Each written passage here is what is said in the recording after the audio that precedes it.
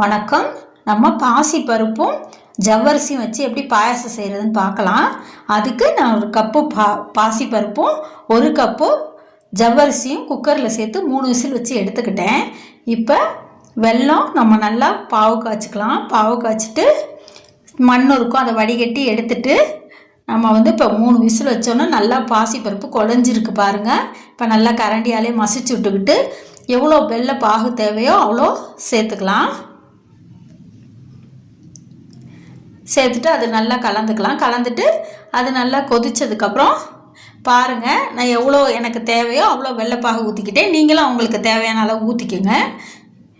இப்போ நான் பசும்பால் காய்ச்சி வச்சுருக்கேன் 1/2 கப்பு. இப்போ அதை நான் சேர்த்துக்கிறேன். தேங்காய் பாலும் ஊற்றிக்கலாம், பசும்பாலும் ஊற்றிக்கலாம், உங்களுக்கு எது விருப்பமோ அதை ஊற்றிக்கலாம். இப்போ நான் ஏலக்காய் நெய் ஊற்றி சட்டியில் நெய் ஊற்றி ஏலக்காய் தட்டி போட்டிருக்கேன் 2. தேங்காயை பொடுசாக அரிஞ்சு போட்டிருக்கேன் மெலிசாக.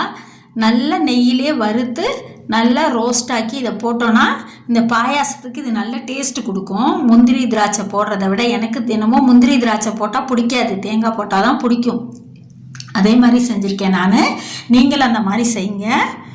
உங்களுக்கு எப்படி பிடிக்குமோ அதை போட்டுக்கோங்க. நான் தேங்காய் தான் இன்றைக்கி சேர்த்துருக்கேன். பாயாசத்தை நான் கிண்ணத்தில் ஊற்றி வச்சுருக்கேன், அதில் சேர்த்துக்கிறேன். இந்த மாதிரி நீங்களும் செஞ்சு பாருங்கள். தேங்க்ஸ் ஃபார் வாட்சிங். சேனல் பிடிச்சிருந்தா ஷேர் பண்ணுங்கள், சப்ஸ்கிரைப் பண்ணுங்கள்.